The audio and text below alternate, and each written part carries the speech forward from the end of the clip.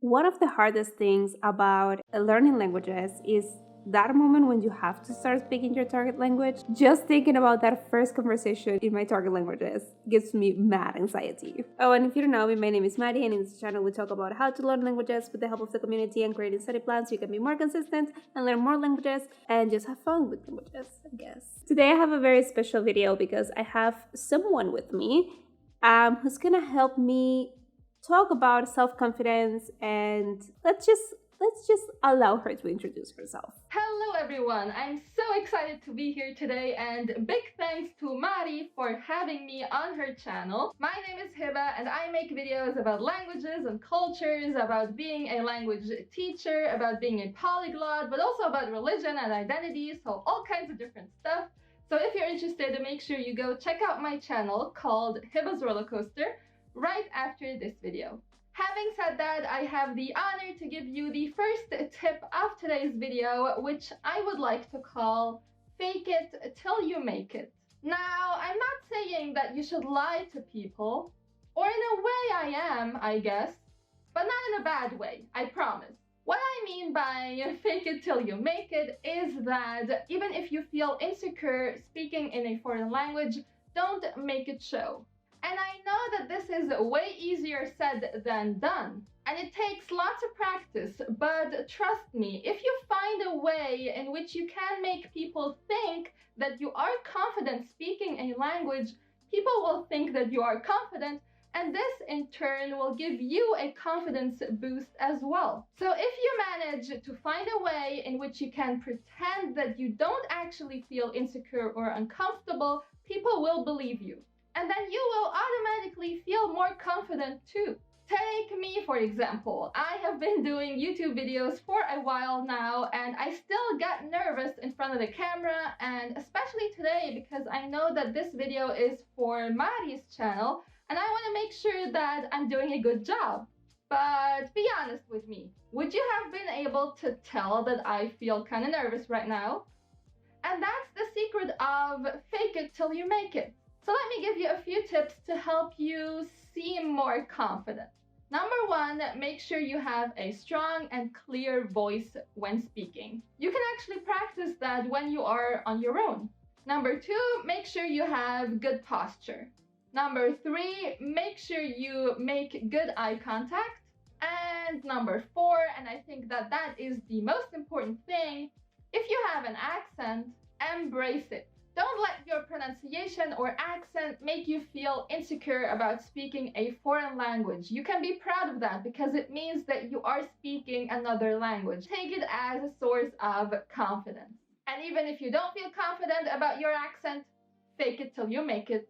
And along the lines of fake it till you make it, I have a trick I do, which you might consider like, I don't want to say a word because I cannot pronounce it correctly. You might consider it this. When I say it, it sounds wrong. But I swear it works, and it's great. So what I do is that I have I want to call it a clue card, not a this, because I cannot pronounce it, because English is not my native language, and it's gonna sound wrong. So what I include in my clue card are phrases, questions, and things to get me out of my head and into speaking. So what happens very often to me is that when I want to talk to someone, like my head goes like blank, and like all the languages I speak, like they just disappear. Like I no longer speak any language because I'm so anxious and I'm so nervous.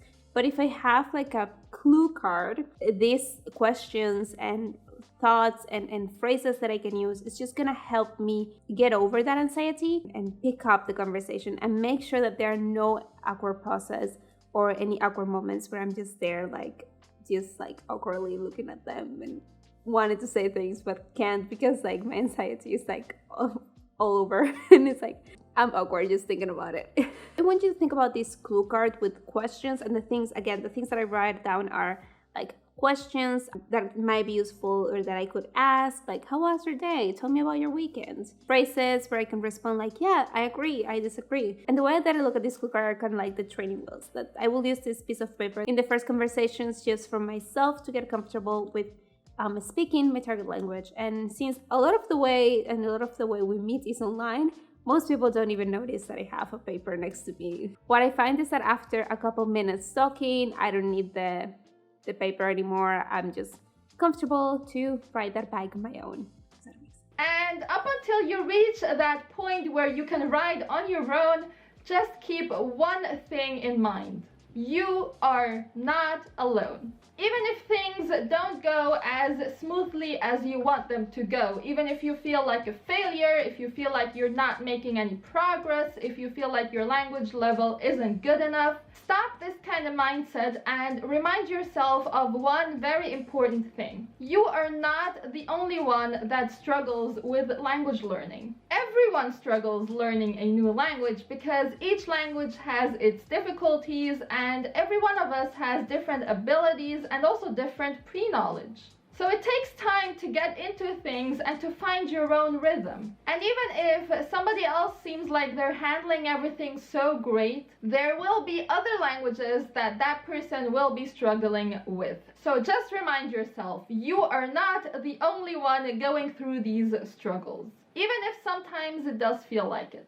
Another way that I find that it's very helpful for me to overcome this fear of speaking or feel more comfortable speaking is by speaking to people that I already know and friendships that I have already built. So I know it's like kind of hard. We don't always have someone that speaks those languages nearby or someone we know. But if there's someone you know, you should definitely start there. And one of the things I do is that I like to make friends with a lot of people in the language learning community because they understand me. And if they happen to speak the language and they want to learn my native language, then we will help each other. So having people you already know who are also interested in language, and they don't have to be native speakers, by the way, they could also be like advanced speakers or more advanced than you.